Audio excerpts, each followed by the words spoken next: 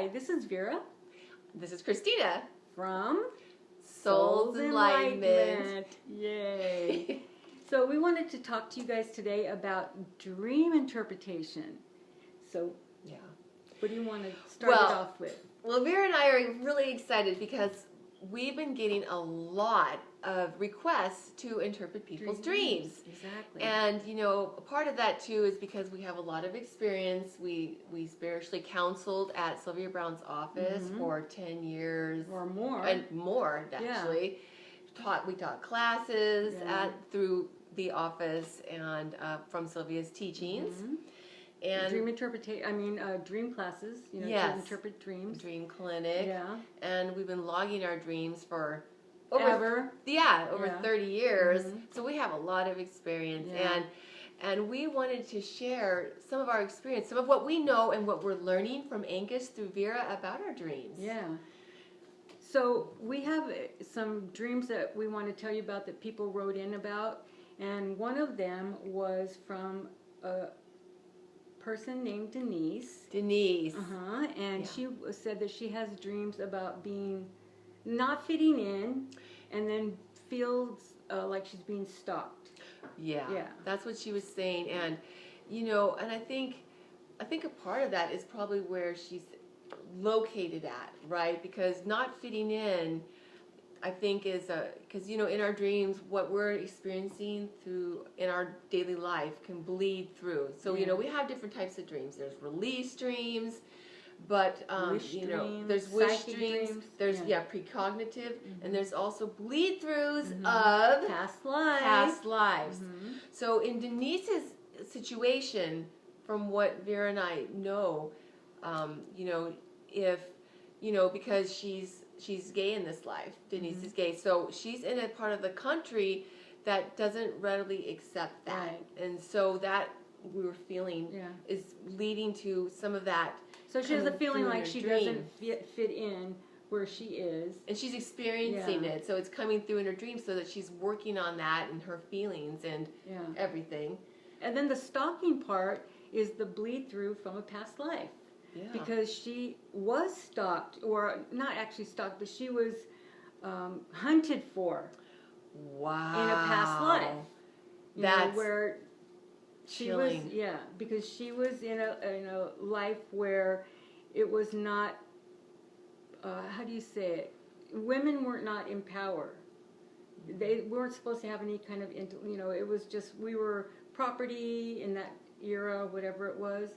And we had no intellect, that kind of thing. No dreams, no hopes. We're supposed to think for ourselves. And she was very driven as a woman in that era. She could do anything a man could do, and actually in that past life she was gay as well. I was wondering. But you dare not say anything because it was a death sentence. It wasn't just, being ostracized. And that's where she was hunted down. Is she in the same location in the country? No. Oh, this was in Europe. That was in Europe. Yeah. That's amazing. So it became known, and then she was hunted. Did she come out? Well, only because she was so good at doing the same things that men did. She was almost as strong as the men, and even if she had not been gay, they were just putting it on her because there's no way a woman can be like that. Wow. She was just too good at doing the manual stuff that men did in that time frame. And they did not like it. It's interesting that, people can get accused of all kinds of things, whether it's true or not. Yeah, whether they knew it or not. That's what they labeled her as. But it's really amazing because she very much, is so empowered in this life, and I can really see that repeating in a way. Yeah. So no wonder. So it's like a bleed through. So she's kind of, it's like a lesson. Well, for her it was an unjust death, right? Because it was, even though she wasn't hurting anybody. She didn't kill anybody. She didn't, take things from people. So it was pretty much Wow. So this is she's working through it again. And so that's, Vera brings up a really interesting point because in our dreams, we can get insight into our daily life. We can get visions into the future, but also of our past lives. And that's a really good example because she's working through that now in this life. Exactly. And that's what we do in our dreams, right? Our soul mind is helping us to work things out so that we can handle it in our awake state. Yeah, I was just going to say, that's the thing, in your dreams, a lot of times we think this is a random, crazy dream. It makes no sense. But that's because a lot of times, we're using symbols to get messages in our dreams that our mind can handle at the time. Sometimes the messages come from our angels, our spirit guides, or our loved ones on the other side.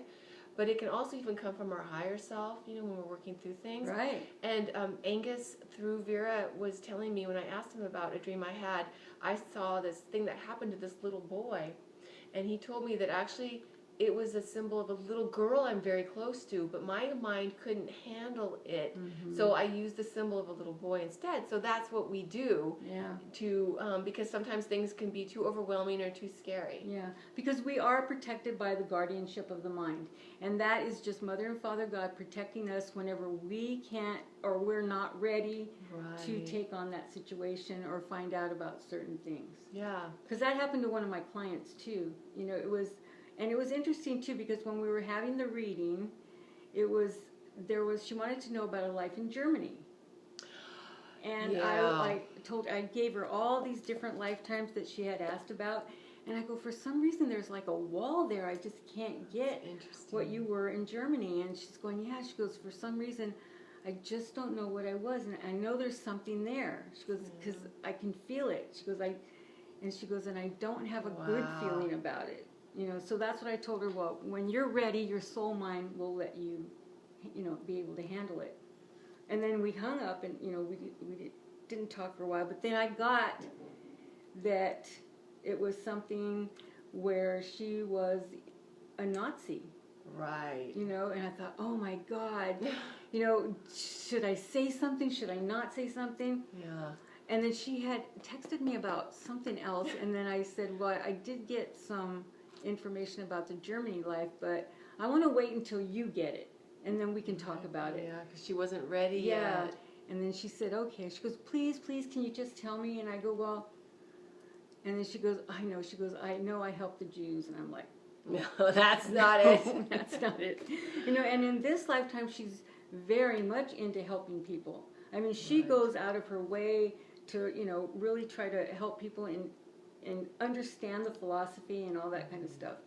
So it's kind of like her mission. When somebody doesn't get it, she really, tries to explain things where sometimes other people would go, well, they just don't get it. Yeah, right. So we did explain it. I did tell her about it, and then she just told me. She goes, you just took and she said, no pun intended, but she goes, you just took a big old Jeep off my back. Wow. Like what they used to drive, I guess, in the World War II. Yeah. So it was a big relief for her. So I figured, if I got it, then maybe it was that she was ready for it. And she said it was just amazing. It just helped her so much. And that's the really neat thing about our dreams is not only do we get empowering information through messages in our dreams, but also it can help to heal our soul. I have a really neat example that I want to share in another dream video because I don't want this one to be too long, but it was something that helped me to heal my soul. Oh no, you have to say it now. That one's a good one. Okay. Yeah. I'll be quick. It'll be a little bit longer video, but that's okay. Okay. Well, I just wanted to say that for me, starting to log my dreams was about 30 years ago, and it was when I was with this boyfriend, and he was starting to become more and more abusive, is what it was at the time. And I had this dream where I was in a coffin, and he was hammering the nails into the coffin, and he was burying me, and I didn't know it at the time, but he actually, because see, what was happening is that was what was going to happen if I stayed with him. He was going to kill me, and I didn't know it at the time, but years later I found out from Angus through Vera that he did kill me in a past life. Well, fast forward many years later, I had a dream where I had total recall of what you got from Angus in a session about, I had this dream where he was at the top of a stairs. It was an old West life in a saloon. Yeah. And he shot me in the chest, and I was still in my body. I was laying there, and I couldn't move, and he just walked over me and left. But my point is that I had that recall because it was having closure. Yeah. Because I didn't let him take from me in this life what he took from me in that life. Yeah. And it was an amazing thing that I felt like I gave myself, my soul, like I said, closure, and was able to heal my soul. And an empowerment. An empowerment from that happening, you know. And that, to me, is just, it means so much. And that's what, you know, Vera and I's whole thrust in what we're doing in our work is healing and empowerment. Yeah. And that's why we're really excited to begin something together through our dream interpretation, because we've decided to do that for people. Flowers. Chrissy's like, I hope I don't knock it over. Yeah. But we've decided to, you know, because our website is updated now. We're having a mini re-grand opening of our website and a new service that we're doing too called Dreamcatcher. Yeah. Where we come together with the information to help people with their dreams. Yeah. So you'll have both of us. And then and Angus, you know, so it would be a great interpretation of whatever it is that you want to know. Yeah, because we also have the Gnostic bent. There you go. On our what philosophy, we're doing, exactly, which and has a lot of has answers, that, past life answers, and more. So Yeah. can't wait to share more with you soon. And thank you for joining us. Yep. And See we'll you see in you your dreams. in your dreams.